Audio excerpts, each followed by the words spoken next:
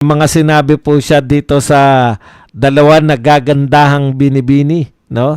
Para po maipagtanggol si si Congressman Bong Suntay. Ito pong si Attorney Topacio ay may mga sinabi, no, dito po sa kapatid ni Ann Curtis na anak ni Res Curtis. Ito po, Attorney Topacio bumuelta sa kapatid ni Ann Curtis kaugnay ng analogy ni Congressman Bong Suntay. Ito po ang sabi ni Attorney Topacio, ikaw Jasmine, bakit ka nagpo-post ng mga nakabikini picture? Hindi ba para ikay pagnasaan? Para sumikat? Huwag mong sabihing art yun. May punto nga naman to may punto nga naman. Kung ikaw po ay sexy star, at nagsasabi ka na at ayaw mong pagnasaan, bakit ka nagpo-post nga naman ng nakabikini? 'Di ba? Maganda rin yung punto nito ni Attorney Tulis. Attorney, yari ka. Yari ka kay Ilago. Pero magagalit po, no? Nagagalit po. Galit na galit ang mga Gabriela, lalo-lalo na to si Congresswoman Sara Ilago. Alam niyo si Sara Ilago, hindi po sexy hindi ko po babastusin. Maganda talaga siya, 'di ba? Noon ko pa sinasabi yan na kasi mukha siyang Korean novela eh. Yan, yun lang, hanggang dun lang. Hindi ko po wala po akong pagnanasa.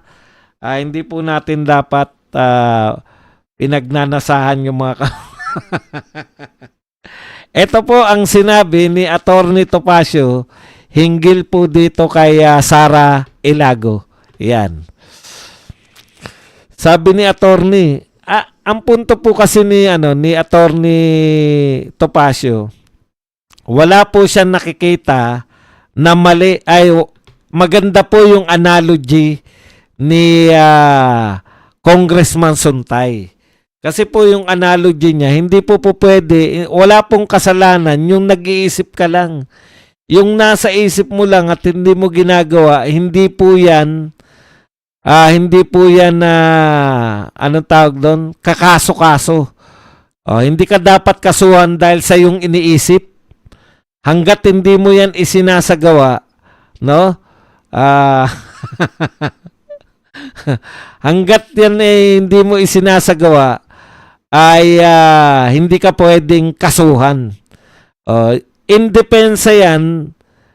So, ang pahayag na yan ni Suntay, kasi po yung sinalang si BP Sara dun sa imagination niya, na ini-imagine niya raw si BBM na yun nga, no, yung alam niyo na yung gusto nating palabasin, yung ginugurgur niya si BBM dahil dun sa inis niya na ayaw ibigay yung relo. Okay. Ngayon, yan yung premise po ng lahat ng yan, no? So ngayon si Topacio, lahat ngayon ng mga bumira kay Suntay, binabanatan niya. Ayon nga kay Topacio, si nagpapasexy, nagbibikini. Sa totoo po, para siya pagnasahan, di ba? Yan yung sinasabi natin eh.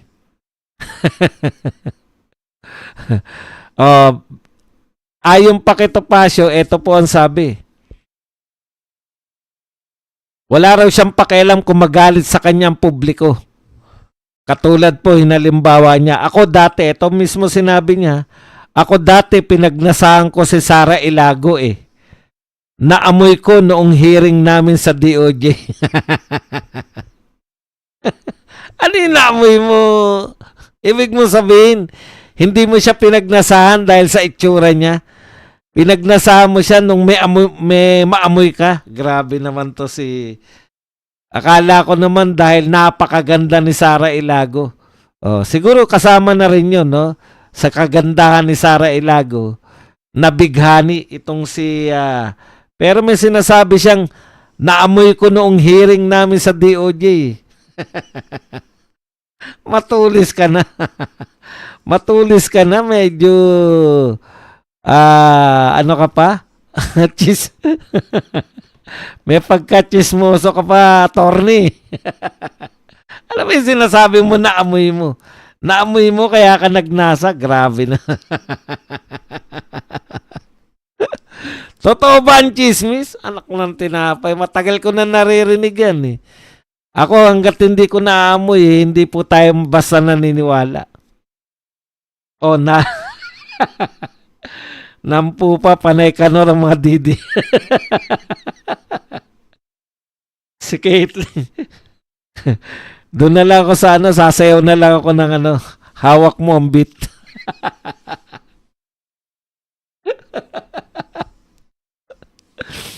Walang nga ka, Torny, gabing-gabi. Gabing-gabi na pinatatawa mo ko eh. Ibig mo sabihin, kaya ka nagnasa dahil may naamoy ka. Oy, nagbibiro lang ako mga kababaihan. Baka putaktihin nyo ako ha. Wala po akong pakailam dyan. Binabasa ko lang to. Naamoy ko nung hearing.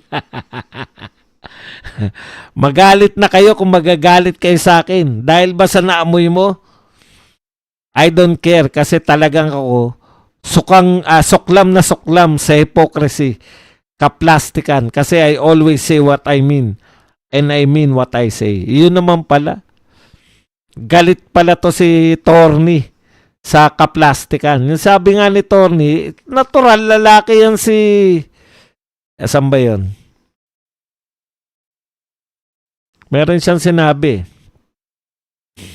na natural lalaki yan si ano eh, si Suntay. Kaya may pagnanasa siya sa mga magagandang babae. 'Di ba? Ngayon, ito po ang malupit na sinabi nito ni Torny. Ni Attorney Yesesio.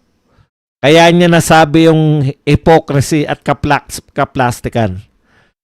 Ito po. Inakusahan niya po si Sara Ilago na wala pong Dehin Bokiki. Ito ha. O, tama po to. Diba kamakailan lang na chismis po to. O, ito po sabi ni Topacio. Yung mga nire-recruit ng Kabataan Party List na napagsamantalahan. Sara Ilago, anong sinabi mo? O, diba kamakailan lang? Umangal yung mga party list, Kabataan Party List, recruit, yung mga na-recruit nila. May sinabi ka ba? Kaya ano to, kay Topacio, wala. Napakalaking ipokrito niyang si Sara Ilago.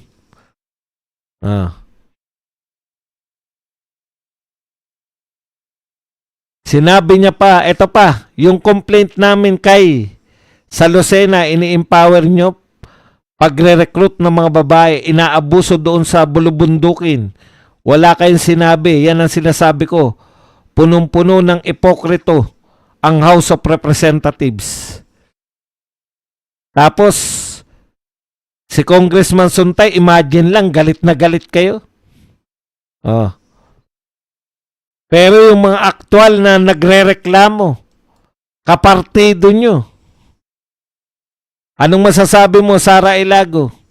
Yan ang sinabi ni Attorney Topacio. Ipokrito. Ito naman po ang sagot ni Sara Ilago para fair po tayo rito. Ang sabi, ipokrito ka raw. Pinagnasahan ka dahil may naamoy sa'yo.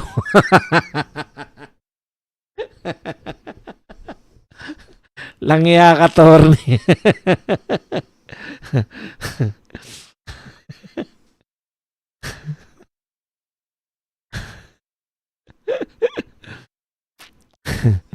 Ito po ang ganti naman ni Representative Sara Ilago. Sabi po ni Sara Ilago, bawal bastos.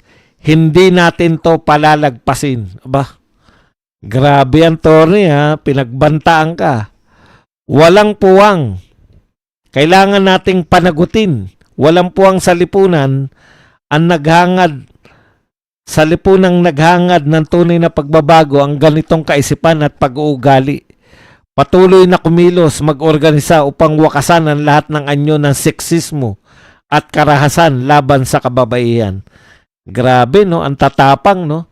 Ang tatapang sa mga ganyan, yung mga iniisip lang, yung mga sinasabi lang. Pero yung mga magnanakaw, wala dehin boki kayo. Yung mga nireklamong kapartido nyo, nirecruit sa kabataan party list na inaabuso di umano. Oh, ayan, si attorney na nagsabi, malamang siya po attorney niya mga yan. Nagbanggit pa ng pangalan, bakit hindi kayo kumikibuman lang? Di ba? Kaya kay tinatawag ni Attorney Topacio na ipokrito. Ini-imagine lang eh.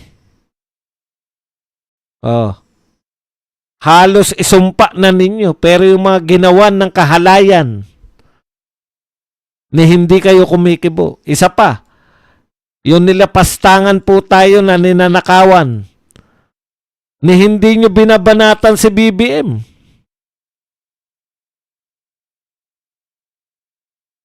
Ganyan po kayo matatawag na ipokrito.